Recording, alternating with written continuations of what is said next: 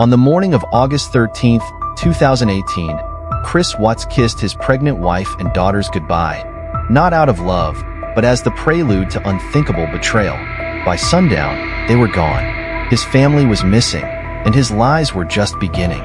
Chris Watts, the man who seemed to have it all, a loving family, a beautiful home, a life free from visible turmoil, would soon become one of the most infamous family annihilators in modern history.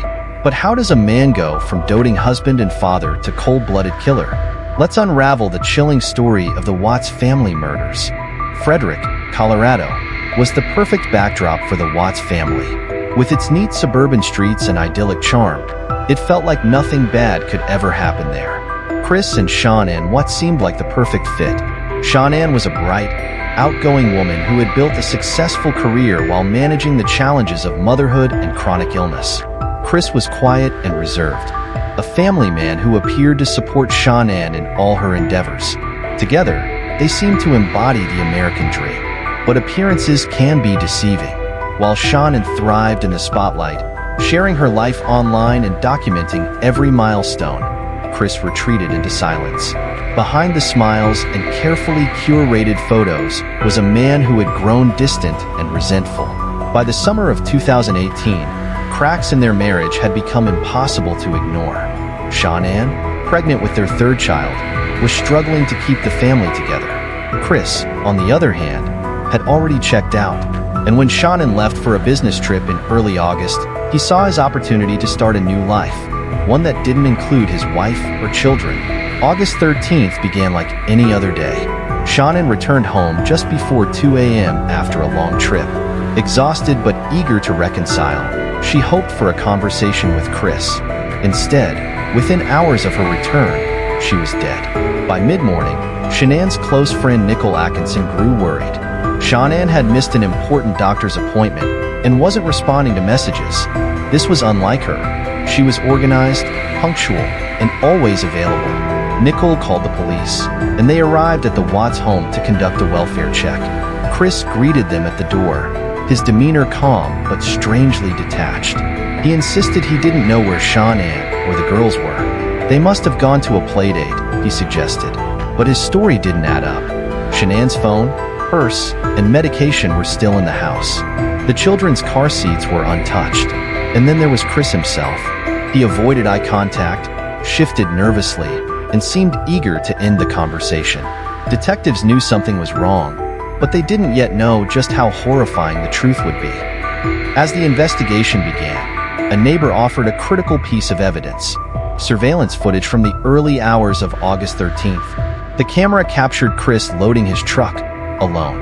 Over the course of 45 minutes, he made multiple trips between the house and the vehicle, hauling items that appeared to be wrapped in trash bags. Chris claimed he was heading to work, but the footage raised questions he couldn't answer. What was he carrying? Why was he alone? And why was he so calm, given the circumstances?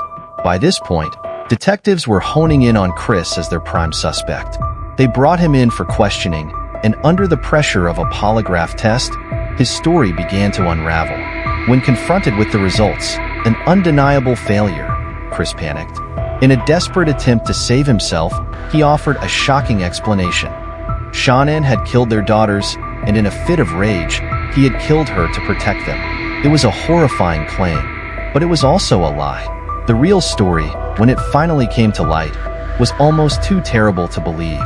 Chris admitted to killing Shanann in their bedroom during an argument. But what he did next defies comprehension. After ending Shanann's life, Chris carried her lifeless body to his truck.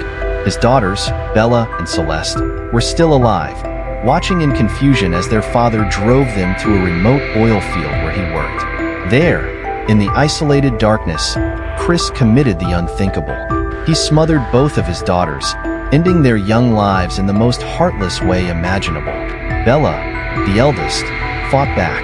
Reports later revealed that she struggled against her father, her last words begging him not to do what he was about to do. But Chris's mind was made up. He disposed of their bodies in oil tanks, while Shanann, along with her unborn son Nico, was buried in a shallow grave nearby. The juxtaposition of the serene, desolate location and the horrors that took place there is impossible to comprehend. Chris Watts had destroyed his family. And for what? As investigators pieced together the events, a motive began to emerge. Chris had been having an affair with a co-worker, Nicole Kessinger. To her, Chris was a doting father trapped in an unhappy marriage. She claimed she had no idea he was planning something so heinous. Chris's solution to his problems wasn't divorce, it was annihilation. By eliminating his family, he believed he could start fresh with Nicole and escape the pressures of fatherhood and financial debt. But his cold, calculated plan unraveled the moment he faced the scrutiny of law enforcement. When Chris finally stood trial, he appeared emotionless. His confession spared him the death penalty, but it condemned him to life in prison without parole. To this day, Chris Watts remains behind bars, but the impact of his actions continues to ripple through the lives of those who knew and loved Shannon, Bella, Celeste, and Nico. This case leaves us with haunting questions. How can someone capable of love commit such evil? What drives a man to betray and destroy the people who trust him most? And perhaps the most chilling thought of all, how many others like Chris Watts walk among us, wearing the mask of normalcy while hiding unimaginable darkness within? In the next episode of The Men Who Kill Their Families, we'll dive into another story that will chill you to your core. Until then, hold your loved ones close, because sometimes the greatest danger comes from within. Be sure to like, share, comment, and subscribe to continue watching more quality content. Thank you for watching.